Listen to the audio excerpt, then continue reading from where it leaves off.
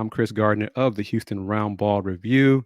And joining me is Smacker Miles, who I met at a Rice basketball game, I think 1 or 2 seasons ago. How are you?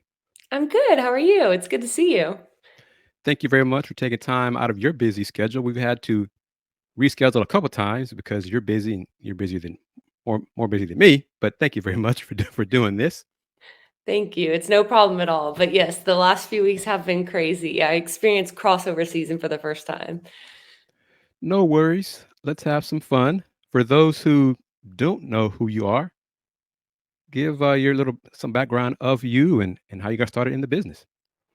I always knew I wanted to do sports reporting. I grew up in a sports family. It was kind of my little kid dream job. There's pictures of me from a 10-year-old Halloween dressed as a reporter.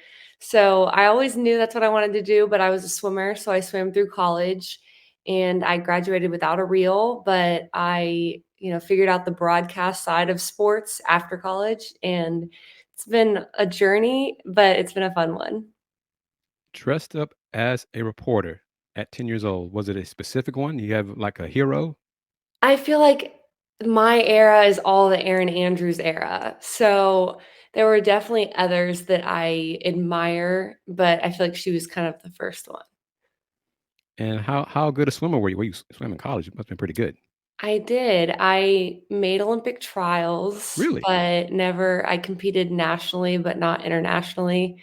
So Texas was a dream come true and totally worth all of the hard practices and long hours and early mornings. But that was my athletic career and I enjoyed it thoroughly. It meant everything to me at the time. And I won't dwell on this because this interview is about you. Well, this conversation is about you. But who was your dad? My dad is Les Miles. He was a former football coach. He coached at LSU and then did a couple years at Kansas towards the end. But yes, this is about you, and I want to talk about you today. That's the whole point of this. Thank you. How did you get started? Was it someone you knew? Who did you approach? How did you get started in sports reporting? I did an internship my spring semester of senior year at Texas with Longhorn Network, and I adore those people. They were wonderful. I learned a lot in that internship, and it was a blessing because I had had a second shoulder surgery and couldn't compete anymore in swimming. So it was a huge blessing, and I still admire those people and think of things that I learned there all the time. And then after that, I went to Dallas Cowboys and did an internship the first fall after school with them. So that was another great stop of wonderful people. And grew up a Cowboys fan. We were there when I was little. So I did know some of those people from my childhood and getting to be there and see their branding and franchise management was unbelievable. And then after that, I did local news and it was not sports. So I learned very quickly how much I didn't know outside of sports. But those were kind of my first stops after school. And then since then, I've been in Dallas doing freelance sports reporting. And how long has all that taken from the time you had your I internship to graduated in now? 17. Okay. So the internships were 2018, then local news was the beginning of 2018. And that was when I knew I needed to get to sports. So after that, I took a job with a digital company it was remote, so I was able to live in Dallas, and that's when I moved to Dallas. And then since then, that company went under. So it was kind of a good transition to get my foot in the door with some of the local things in Dallas. Do you have a favorite sport? You said you're a Cowboys fan. Is that your favorite sports, football? I love football, but I like all of them. I find something I like about each of them. And then obviously I have a passion for Olympic sports and women's sports too. So I'm good with anything. I think game day is big day, regardless of what game it is. What sports have you covered called so far?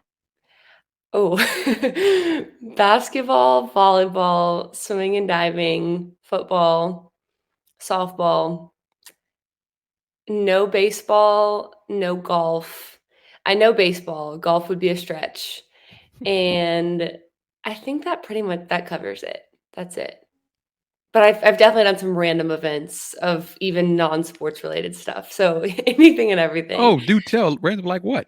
I've hosted fashion shows. I've emceed stuff in freelance. So I just see every opportunity as a place to grow. And a lot of times, it's not your strength. I definitely find that my strength is in the true sports talk. and that some of the fluff is actually harder for me. So I've done anything and everything, truly. And for those who are curious or who may not know, you are what is it? An analyst? So you're not the sideline person. You are sitting there. It's play by play and you. Is that right? Yes, for Rice basketball, I do analyst work. Yeah. And that's where I met you, and I think you're working with Randy McIlvoy. Is that right?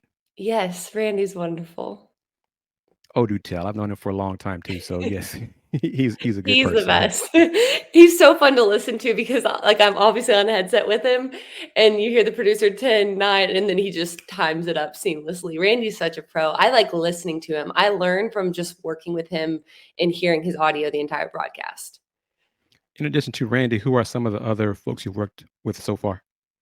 Oh, I've worked with Chris Mikoski a lot. I worked with some of the American football crews, and they were wonderful. And let's see, I mean, obviously, people, Cowboys, Longhorn Network. I've met people at ESPN and reporters kind of from a lot of different networks. I don't know. Anyone specific you're wondering about? No, no, I'm learning as we're talking, so this is cool for me. Yeah. No, I mean, everyone I come in contact with is really it's been a great experience overall, and I think that is part of the challenge of freelance is that you're never working with the same people, and that kind of gives you a different challenge every time you do a different event, but it's always fun to meet and learn from people, and there's something I learn from everyone I come in contact with. And, most of the time it's what to do, every now and then it's not, but that's kind of the beauty of what I do. Do you prefer freelance? Would you like to land with a specific sports company? I would say yeah, I mean, yes, of course. I think being with one company makes it a lot easier from a logistics standpoint, but I think that that will happen. It's just a matter of, getting there where it's guaranteed games and a guaranteed package, but I don't mind how tough freelance is because I feel like I learn a lot from it. How regarding Rice Games, do you have a say in how many games you're gonna get? How does that talk go, negotiations go? No, every sport or every company is completely different on that. So Rice, it's just you give them your availability and they just assign what they assign. So most of the processes are pretty simple, but how they do it completely depends. So you just stay in contact with everyone and then your schedule is what it is. And the biggest problem that has been a beautiful problem lately is booking. So I tend to have things that are smaller events guaranteed farther in advance, and then bigger events that come up last minute. Then you're in a tricky situation. But oftentimes the guarantees are the things you've done in the past. So you're coming back for the next season, and you know that. Have you done a Rice game yet this season? I have, yes. I've When was done that?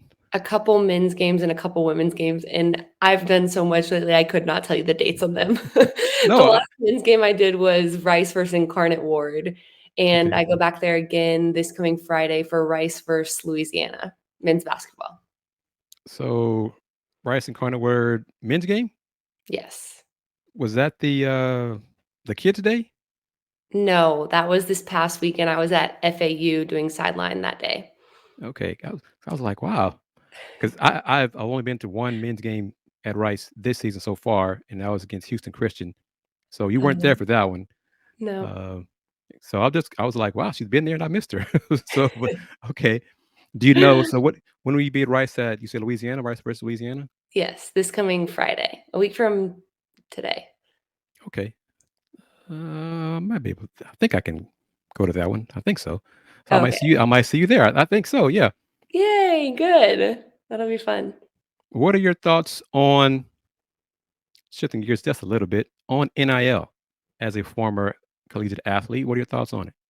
Oh, that's a that's a good question. It's a question for everyone right now. I like it to some extent. I think it's fun to watch. I think it's fun to cheer for. I love the media aspect of that. And I love the athletes embracing who they are. I think that there are downsides to it that people don't really talk about. And I know that's, for example, the competition between sports. If there's one NIL, package per university, it's, do you want to be a football school or do you want to be a basketball school? And some of those conversations are real, but I think it's been good so far and it's a necessary transition for society. It's just figuring out how it can work best that I think is important. And I think the transfer portal has made it harder for kids to get recruited out of high school. And NIL obviously plays into that big time. So Mhm. I know there are situations where kids aren't being able to be developed because the portal's easier to go to. And I think some of those situations aren't really talked about and can be really tough on student athletes that want to make it. But at a high level, I think NIL is great and I think it's fun to watch. And I'm excited for all the athletes that are thriving. What are your thoughts on realignment on Division One level? I think the realignment's good, but I think my biggest takeaway from that is just the way it hurts smaller sports because Mhm. you know where all the football teams went and you can list it out and it's fun to follow and oh, we're going to get this matchup and this matchup's new and oh, here's another rivalry that makes sense and Texas is going to the SEC and I'm excited about that, but at the same time, I think, there's times where people don't know what sport is in what division or what sports and what conference just because it's hard to keep up with all of it. So, once again, I think it's probably necessary, but just a change that's we're going to have to all adapt to. Do you know how many games you'll call this season? I have no idea. You mean this season of football, like this coming year? Well, I guess we're now it's 23-24 collegiate season. How many games has it already been planned for you for from, like, now till March? Oh, no, not at all. I know some things that I'll have in January, but I don't really know that far in advance. It completely depends. I've had guarantees a year in advance, and I've had games that I've been asked to do 3 days in advance. So, I know in January, I have several basketball and several football games, and that's all I really know right now. How is that on you for regarding travel, logistics like that? If you have a 3-day window, how's that for you? Well, that scenario was local, so it wasn't a Okay. big deal, but it just all depends, and thankfully, most of the companies I've worked with have been good as far as the travel logistics. So, I've had a lot of freedom in booking that, which has been nice, and even if that means getting to the next thing. Okay. Yeah. How long do you want to, do this? Is this your end goal to be, a sports reporter? My end goal is definitely reporting, and I love sideline, and I love college football, so that's probably my end goal, and I've always talked about having a show called Smack Talk, so it'd be human interest stories. More so studio probably on that, but just the stories behind the athletes and coaches and a deeper dive, but I love sideline, so I'll just see wherever it takes me. Obviously, Olympics are a huge dream of mine. I have a lot of big dreams. A game in Tiger Stadium is it would be a dream come true. That's what got me into it, was wanting to do a game in Tiger Stadium on LSU's field. So, I have a lot of big dreams and, in the goals that get me there, but I'm open to anything. How much time do you spend preparing to, call a game? Too much. Too much. That's what I'm trying to learn is how not to do too much. I I think you can spend a lot of time on it, and I do. And I think learning how to prepare best and not most is a really important aspect of what I do and being ready and confident with what you have for games. So, I was learning towards the end of football season how to dial it back enough. Would you say that, I guess, advice is probably what you've learned most from working with other colleagues like Randy, working best, not most, in preparation? Yes, and I think understanding what every person on the broadcast is doing, because there's been times where I've showed up to games and it would look like I had notes for play-by-play, analyst, and sideline. So that's where it's like, okay, no, I'm just doing sideline. What do I need is really important. And I think everyone does it a little bit differently. I've asked a lot of people, and there's no one formula that works. So it's just kind of however your brain works, whatever works for you. So for me, I do a lot of handwritten notes and a lot of specific story prep. You mentioned Aaron Andrews as someone you admired. Is there anyone else you admire in the business right now? There's so many people I admire.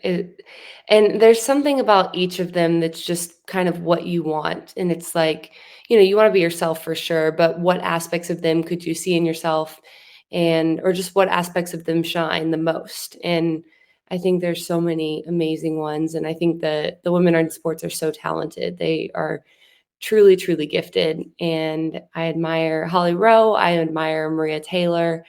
I admire Laura Rutledge, so many of them on the sidelines right now or in studio. But there's just Sam Ponder, obviously, is just she has a very natural, personable way about her. There's something about a lot of them, honestly. How would you define your style? I think it's very me. I mean, I think that's all you can be. And I think that is one thing I've learned a lot lately is you can only be yourself. So for me, I'm sporty, but who I am, I feel like I'm pretty positive. I when I do analyst work, it's a lot of rah rah because I don't like to be mean to athletes or coaches. But I have so much fun doing it. And I think that the coaches' meetings are actually my favorite part. It's getting to go in their buildings, see the football facility, and really talk about sports, but also get to see the coaches in passing and ask them about their families and how their week's going and give them a word of encouragement if they're having a tough season or coming off a loss. And I find that I show up to the game and I've liked both coaching staff so much and the players and that I'm kind of cheering for both of them. And I think that's the fun part of what I do. What's the biggest negative or most disappointing thing you've experienced so far in your young career? I don't think it's negative or disappointing, but I think it takes a long time to get where you want to be. And you think of it as it's talking about sports. I've done this forever. That's why I wanted to do it. I thought I was going to be a natural because I had always thought about doing it and felt like I knew sports. And there's just so much more to it. So I would say it's just very humbling in the beginning, but that's also what I love about it. So I wouldn't necessarily say it's a negative thing. And is that because I'm working with two or three young ladies who really want to get into what you're doing. So, what advice would you give them or other young people to follow in your footsteps? Just keep going. That's it. When there's other things to do. I mean, I've been in every gym job. I still teach swim lessons all summer. So it's just knowing you want to do it to the point that you won't give up. Because if you're that determined, it'll happen. But you have to be that determined because it's not a lot of fun being humbled and not having work in the beginning. And I'm going to ask this on the record. Yeah. What is or is there a story behind your name? I smacked my lips together when I was a newborn. So I was born, and my parents thought it was crazy that I smacked my lips together, and they didn't like the name Catherine. So they started calling me Smacker. And then some moves and a swim coach putting in the heat sheet that way kind of got it stuck. But the underrated part is that my parents thought I was going to be a boy, and they Oh, had boy names, and they admit that they don't like the name Catherine. So it just happened that way. But now I'm completely confident and happy with being Smacker. So it is what it is. how can people find you, connect with you on social media? It's at Smacker Miles on everything. It's pretty easy to find because there aren't many Smackers. True. Yeah. All right, Smacker. Thank you very much. Oh, and I'm gonna say this publicly. Thanks to Morgan Uber who helped Yeah. put us in touch to do this officially. So thank her. And if you see her before I do, please tell her thank you for me personally. Absolutely. And maybe I'll see you next week at Rice. Who knows? Sounds good. See you then. All right, you take care. You too. Bye bye. Bye.